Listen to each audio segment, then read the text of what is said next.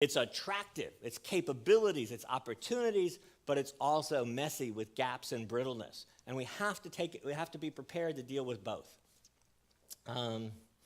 So let's stop and think about brittleness for a minute. Everybody walks in. We heard it again this morning. Everybody walks in. We played with the edges a little bit this morning, right? I have a plan. Let's assume it's embodied in technology. It's enforced and rigidized through technology. Because remember, most of the organizations buy the automation in order to force people to work in only standard ways, right? So it's actually rigidizing things, not flexibilizing things. So the plan makes the world look nice. It's springtime always. It's green, right? There's going to be a flourishing. There'll be fruit on the tree eventually. Everything is great and looks optimistic, right? What's really going on in these situations? Meanwhile, there's somebody over there, the snafu catcher, and what are they doing? There's the dragons of surprise, and they're trying to tame the dragons of surprise. The snafu catchers are dragon tamers, and there's lots of kinds of dragons that show up, and we make the technical error in the adaptive universe of thinking continuous improvement continuously reduces the difficulty and frequency of the dragons of surprise showing up. That is technically incorrect. Right? It is not the way the universe works. This is Niels Bohr in the early 20th century in physics, right? We're figuring out how the atom and elementary particles work. They don't work the way we thought they did under Newton. It isn't the same thing. Meanwhile, remember the perspective of the person doing the dragon taming. They're looking back at the guy admiring their beautiful plan embodied in beautiful automation going, I could use a little help over here. Do you ever notice these dragons show up and they're outside the bounds of your plan? Now that is a fundamental characteristic. It's a neat cartoon, I hope. Everybody remembers the dragons of surprise, but it's expressing an existential characteristic of the adaptive universe. Because of limited resources and continuous change, there are always boundaries. No matter what the algorithm, no matter what the automation, no matter what the plan, there's always boundaries, and there's always surprise events that show up at the boundaries of some frequency and kind. Even worse, you don't know where the boundary is. Now, sometimes after an event, we know where the boundary is, right? Columbia, they had a boundary on the energy of debris strikes, right? And then the guy said, oh, these new source of debris strikes, these foam events on launch, it's fine. Safe to fly as previously. It was actually 100 times more energy than the maximum energy they had tested or analyzed. It was outside the boundaries. It was a surprise event, or a series of surprise events that couldn't be treated as a surprise. So these boundaries are fundamental. They're neither crisp nor stable. They move around. They move around in part because of success, reuse, repurposing, right? All these things change. So what actually matters is your ability to continually update where those boundaries might be, as well as being prepared to adapt at the boundary. Metaphorical overall, who's a control engineer here? Any control engineers here? Saturation of a control system, fundamental concept in the textbooks, in every textbook. What we're talking about is saturation as a fundamental characteristic.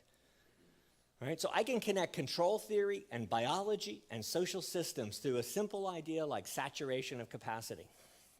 Now I can turn that into a fundamental theory, which I've got. It comes back and says, hey, the adaptive universe has basic rules and they're not what we thought they were. Right, so the name of the theory is called the theory of graceful extensibility. It basically says the risk of saturation drives the adaptive universe, and to be adaptive systems monitor the risk of saturation, or the positive version of that parameter, all right, and they have an ability to adapt when saturation risk is increasing. That ability to adapt at the boundaries, the risk of saturation being the estimate of the boundary, because I don't see it as a thing. Sorry, John, Rasmussen's drawing is wrong, and Richard Cook's redrawing of it is wrong. It's okay that it's wrong. If we're doing humble engineering, it's okay for us to make advances that say that last idea didn't turn out to be good. It might have been a nice waypost to what was good. And I expect my theory in some time to be of that same status. Hopefully it was a waypost. Not tomorrow. Give me a little time. It isn't even published yet. I'm only Dave, will you please where are you? Please publish it. I just sent it to you. Yeah. It's in 2 papers. I've got a couple more key points. Key constraints. The future's already here, not as advertised. Now notice this phrasing, cutting through a lot of the debates about terminology. As the computations needed to provide autonomous capabilities grow in number and interdependencies, right? As it takes more, think of the car I mentioned, right? Over time, no one has a complete or accurate model of how the suite of algorithms and sensors works. No one. No one. Even I was shocked in the last couple studies, even though the theory says this has to be true. The theory says this has to be true. When you see it in practice, you're still in shock. So this is what it looks like, right? You've got your model of the system, how the system works or how to work the system, increasing accuracy and completeness against the complexity of the software network. And what happens? As complexity goes up, the probability that people have any role, has a complete and accurate understanding goes to 0 rapidly. We think if we make a change in complexity, that's what's happening. Instead, this is what's happening. Where did we see this? Let me back up. We just saw this with, what we've been doing is studying injections of autonomous capability into real systems. And we went with one case where a fancy algorithm, mathematicians, users, novel capability, definite value added, so everybody wanted to use it even though it was imperfect, etc. And the more we talked to the people involved, the more and more we found problems where everyone's mental model of how it worked was wrong. We finally figured it out only when we got the actual code. And I wish I had done the study in a way where I could have captured the verbal protocol. I wonder why this function is here. I think he did put this in because he thought the users would need it. You know, when he wrote this, there were no users. It's a new capability. Right? That was what went on in the algorithm. It quickly goes to 0. Simplifying this for us, related to Dave's drawing, what you see is, right, the model construction, when complexity is low, is where we focus everything. The model behind the automation. What happens as complexity goes up, what you can guarantee is it's not the construction of the model, it's the ability to revise it as new evidence comes in, as new uses go on. So the key thing to overcome the shortfall is the ability to update your models.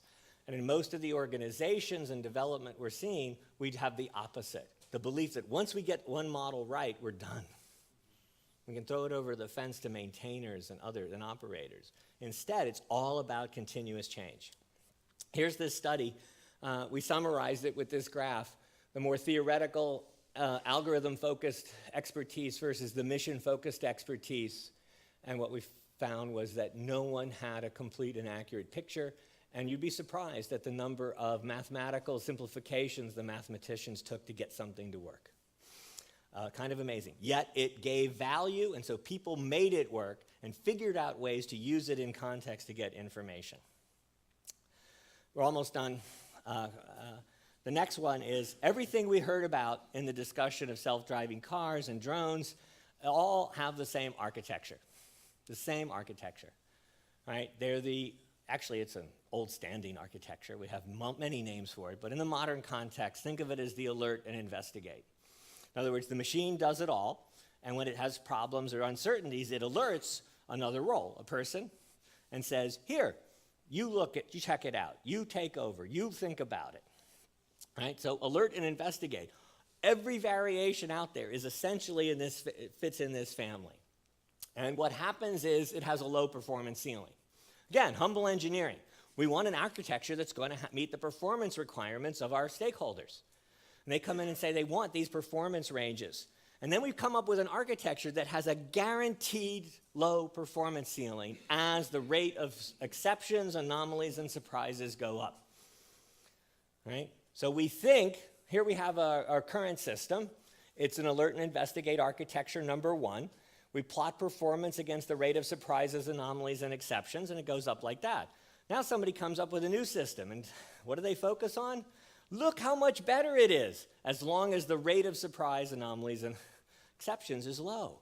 But when that goes up, they actually are functioning the same. They're running to the same performance limit because they're essentially the same architecture, right? There's an adaptive shortfall. And not surprisingly, what do we see spontaneously appear like flies on rotting meat? Snafu catchers, right? They come in to fill the breach. Some people take on responsible roles and figure out how to make the system work under these conditions. Then we look at them and go, why are they doing these strange things? Or that's an extra cost. How do we get rid of those people? Instead of understanding, engineering-wise, we have the wrong architecture. It's not a person and a device interacting. This is a cleaned up diagram of another study we did looking at the deployment injection of autonomous capability. Point of action in the world actually had people in roles thinking strategically as well as operationally. People far from the point of action in the world whose role was to take care of the development and maintenance of the algorithm and the sensing. They often were thinking in a very tooling-centric operational point of view of how to tune up and keep the algorithm working and running. We saw lots and lots of different roles. This is one of the drawings we did partway through. Multiple human roles, multiple automated systems, two automated systems doing the same job that didn't agree with each other, didn't have the same scale. By the way, anybody on a drone lately? All right, if you're going to have a drone, you need a detect and avoid system for the FAA, right? The people developing that are one group. We just tested one in a dissertation. People doing TCAS are a different group. The two systems don't talk to each other. The two systems aren't designed the same way. The two systems aren't going to agree 100% of the time, or advise the same, right? Again, we have multiple automated systems of different pedigrees, different generations, different development organizations, interacting with different people. It's a tangled, layered network. We need humble engineering with design and test what stability of performance across a wide range of conditions in a tangled, layered network. We did another one with detect and avoid. So where are we? Back to the beginning, right? In envisioning, right? Why can't we envision accurately, whether it's 1899 or 2016 on this stuff? The law of stretched systems applies, right? In an adaptive universe, what looks like a solution yesterday will produce surprises, right, that become tomorrow's challenges. We are continually adapting in order to achieve fitness in a match of demands and resources and goals and targets for the different stakeholders in the system, each of which is adapting to try to seek advantage or to make systems work as responsible parties in that system. Even worse, and am I pretty much out of time? For the engineers in here, let's make it even worse. My wife loves me to show this. Everybody loves a beating heart. As you increase autonomy, you will start having strange loop behavior. Strange loop behavior. What's strange loop behavior? The heart, right? So if you have a sick heart, think about the heart. What's the heart's job? The heart's job is to provide oxygen to vital organs. What's one of the vital organs? The heart, right? The heart depends on itself. That's a strange loop, right? So if you have a sick heart, you end up with this paradox of the cardiologist, the cardiovascular surgeon, or anesthesiologist wants to keep the heart's work low to reduce the stress on the heart. But the cardiovascular surgeon also wants to keep work high to supply oxygen to the heart. How do they solve it? There is no solution to this. There's no generic solution to this, right? The only solution is local and immediate and contextual. Right? And so they are solving this problem constantly in heart surgery. And they do it extremely well. Right? They understand the parameters and techniques. They are steering it. Strange loop behavior. Well, the same thing happens in critical digital services. What do critical digital services, what are they created from? Digital services. It's all software. We have to stop thinking about the hardware. It's not a car. It's a software-intensive network, right? And so managing it is a digital service. And when you go and look at the people who run these things, like the crew at Etsy who we work closely with, or IEX, the Fair Stock Exchange that grew out of the high-frequency trading. That's a nice adaptive cycle story we don't have time for. They appreciate this. When I point out strange loops at the Velocity Conference to 1,500 people who keep your digital services going, they look up and go, that's my world. But we don't know it's their world. We don't know we're designing for this. This requires special kinds of different engineering, and if we are humble and thorough with our engineering, we can do a good job. So let's end it with what are the implications at a strategic level. As I've said, we're already innovating new ways to think about this stuff. We're turning them into actionable programs. We've been designing a new control algorithm that eliminates the bumpless re-engagement, at least under some circumstances. In theory, it should be a general solution, how you make it execute in practice. So we've actually been working with control engineers to lay out a new control algorithm. We've demonstrated it with automation on an airplane example, and we're doing it with others. So what are some of these things that meet Doyle's catch? Close the gap between the demonstration and the real thing. Well, our designs have to synchronize and coordinate over multiple roles at multiple levels at different time scales as anomaly and change continues to occur. That doesn't look like a design requirement for a self-driving car, but it is. Right? It requires new methods to manage creeping complexity costs. Right? What's going on in the design of drones and self-driving functions in cars? Creeping complexity is rampant. It requires the development of new ways to design systems to be extensible over life cycles where a variety of adaptive processes will go on. Something we not only don't know how to do, we actively run away from. It requires reinventing certification in V&V as a continuous activity rather than a single acceptance hurdle, passed once and forgotten about or grandfathered, future system grandfathered into. How do we make that continuous feedback loop as part of our continuous development and deployment in an adaptive system? And it still requires what I had set out 16 years ago to hopefully start develop new methods that allow us to assess and utilize that information about brittleness so that we can evaluate the value we produce by making investments in building resilience, such as graceful extensibility, into our architectures. The future is already here. Tangled layered networks at scale, operating in continuing cycles of change and adaptation. We need different but humble engineering to innovate new architectures for these adaptive networks. Autonomy is not a solution. Right? It's not about adding on a human device interface. Yes, there are human device interfaces in HCIs. We designed one in the detect and avoid case. But the detect and avoid case wasn't about designing the interface. Designing the interface fell out of understanding the architecture and interactions across multiple units at scale as situations developed and cascade. And guess what? The algorithm developers grossly underestimated the complexity and dynamics of that situation. Right? It's partially a joint cognitive system, as people mentioned this morning already. Yes, some of that stuff I started 5 years ago still applies, but it's only a bit of it. It's only one piece of it. What's really required if we're going to build snafu catching, and it's necessary to have snafu catching capabilities, graceful extensibility at the boundaries, as the risk of saturation increases, is resilience engineering. That's a new field.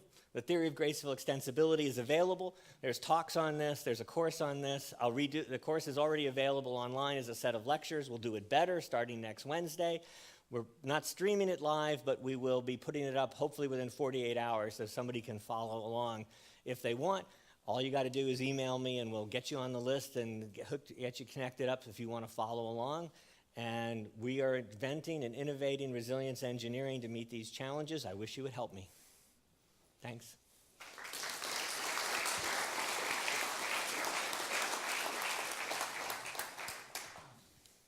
Right, any questions? Okay. Well, first of all, thanks for opening our eyes here. Have you overcome the steering shock? our enthusiasm in some progress of technology.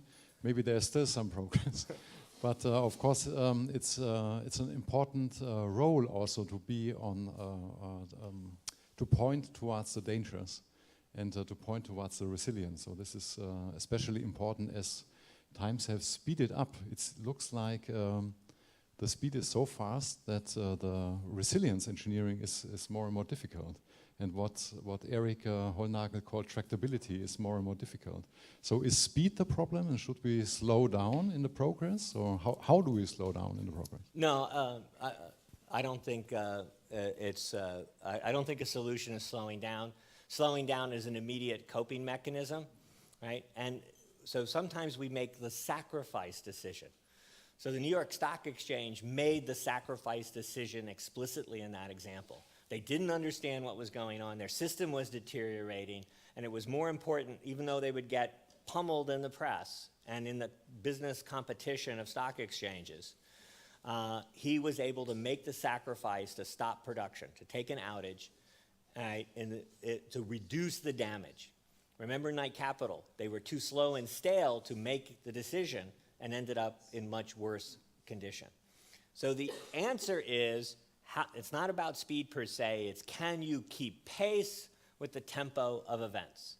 And it's a multi-scale system, so there's multiple tempos that are going on. Right? And so how do we evaluate, can you keep pace? Adaptive systems fail in only 3 ways. I mean, there's a bunch of variations, but there's 3 ways all adaptive systems fail. And in the end, the final pathway to failure is always the same. You can't keep pace with how events develop, grow, and cascade. You can't make decisions and deploy the actions fast enough to keep up. That's called decompensation. I bet maybe there's 1 or 2 people who've heard decompensation. Decompensation is a fundamental failure form for an adaptive system. When you're injecting more autonomy into already adaptive systems, you're influencing the risk of that failure mode. So that's a temporal one. The one we haven't talked about, but I think Robert will talk about some next, is working at cross purposes. Right? Working at cross purposes is we're each doing locally adaptive but globally maladaptive things. This is part of Ostrom's Nobel Prize.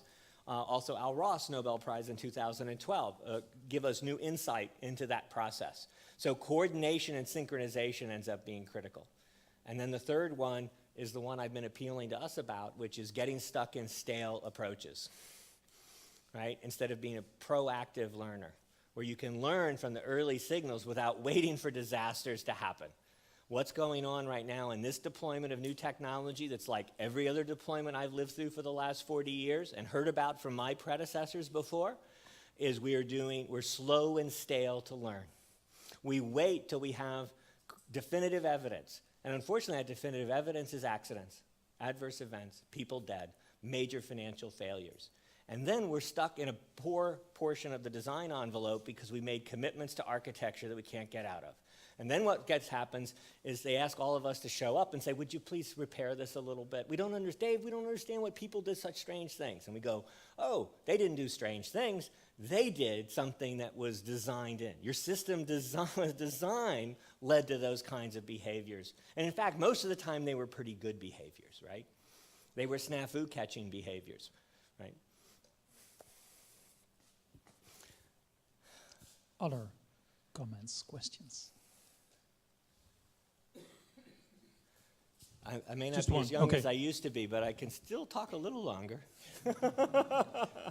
So relative to that ability for a company to develop a quick response to change in the world, it seems like there's maybe 2 different paradigms, broadly speaking, in the automotive domain. You have the developers that are careful and deliberate and maybe slow, like, say, GM, not to pick on them, but just as an established company. And then you have the agile, rapid, adaptive companies like Tesla, who put stuff out, see how it works, and do over-the-air updates. Am I right in extrapolating from your remarks that you would put No. your money on Tesla? No. Or why not? No, they're on the. So you pick 2 points on one trade-off curve. Right. So one of the fundamentals in resilience engineering, and one of the big scientific debates behind this is, Robert's been part of this too, is what are the fundamental trade-offs? And to be as brief as I can on a complex topic, but I'm going to say it semi-mathematically, just so people know we could actually make nonlinear math on this stuff work, except nobody, even people who know nonlinear math, like doing nonlinear math because it's really, really hard, right? So what happens is There are many, think of a multi-dimensional trade space. Robert and I said it was 5-dimensional, but it doesn't matter, right? A multi-dimensional trade space. What's interesting is as load goes down, the dimensionality relaxes. What that means is there are many good operating points in the trade space, and it's relatively easy to find them. Yeah, right? Okay? Now, issue is, as load goes up on the system, what happens? The dimensionality goes up. Now, there are only a very few good places to operate, and it's hard to find them. So what we're looking for in the fundamental architecture that Doyle thinks he can create as a mathematical integration that combines Shannon and one of the fundamental control laws and things, is he thinks he can come up with one. And what it says is, what's an architecture that can find good operating points even when the dimensionality of the trade space is high? All right? So the key architecture we're really aiming at is a deeper architecture than I hinted at, right? It's one that where the system can, and I use the term sustain adaptability, right? It's an architecture that will allow you to continue to find good operating points even over those life cycles, that the network will continue to change in important ways. Now, if you want a real-world example of that, we have the nonlinear math on heart rate variability. If you think this isn't real and this isn't engineering, no, it is. We can do it, we can understand, we can model heart rate variability. Now, we don't get to redesign the heart. In our case, we have the good news, we get to redesign these systems. But Doyle and a bunch of colleagues worked out the math that demonstrate this in the heart rate variability case. Now, the contention among us is which of the trade-offs are fundamental and how do they behave? And if you look at the theory, it actually turned out to be a little surprising between what Robert and I originally wrote about which trade-offs are fundamental and which trade-offs are derivative, and which ones are directly derivative and which ones are second-order derivations on the different kinds of trade-offs we talk about. But that turns out to be fundamental if you really want to understand this as engineering. I could teach more. I love it. Just a quick... Take the course. One final Mark quick will, question. right? Dave, Yeah. a very passionate and emotive and lively presentation, as always. Uh-oh. But- Uh-oh. He's going to get me now. No, well, I was just wondering, you're pointing the finger at the other communities and saying, you're always promising, I'll never forget that last stuff, that wasn't that good, but the next stuff, that's going to be great. I was just wondering if you think you could point the same finger at the human factors community. We're keep on coming up with new paradigms and saying, oh, never mind those old paradigms, but these new ones, they're really great. And I do like the concepts of, I am sort of following and a bit of a fan of the resilience ideas, but I'm just wondering if the finger could be pointed at us also as a community, in that we are... I think I did in the 99 presidential address, if you go back to that. I think I did point to some of that problem. It was the references Napoleon I objected to. I think the problem for us has been that we are, for a variety of reasons for the network of constraints we live in, we end up being drawn into, despite our intent and goals and desires and capabilities, into a repair role, right? And the image I use is we're always called in to sweep up at the end of the parade. And I think what it raises for us is the issue of how do we develop tools and techniques and measures that allow us to be participants in generating the opportunities, right? Taking advantage of change and helping people steer and grow the opportunities. So that's called, in the theory, that's called fluorescence, right? If you look at an adaptive fluorescence versus a stall, and we study stalls a lot. We study workarounds a lot. We study how people ran into walls and adapted, but workload bottlenecks. Where'd you go? Dave, you were talking about the workload bottlenecks, wherever you are. There you are. And how important it is to track those things as technology changes and stuff. So we know a lot about how to do that kind of stuff, but we have a hard time getting ahead of the curve. And I think that we have an opportunity to do that. And until that's the next what I've paradigm been trying to do. shift. What? Until the next paradigm shift. Yeah, the good news, I mean, in the end, I mean, we're debating some pretty fundamental properties of the universe here. Now, Let me summarize it the way I like to clear up things on resilience, right? People use the word resilience to describe a pressing societal need, which relates to preparation for generally extreme events and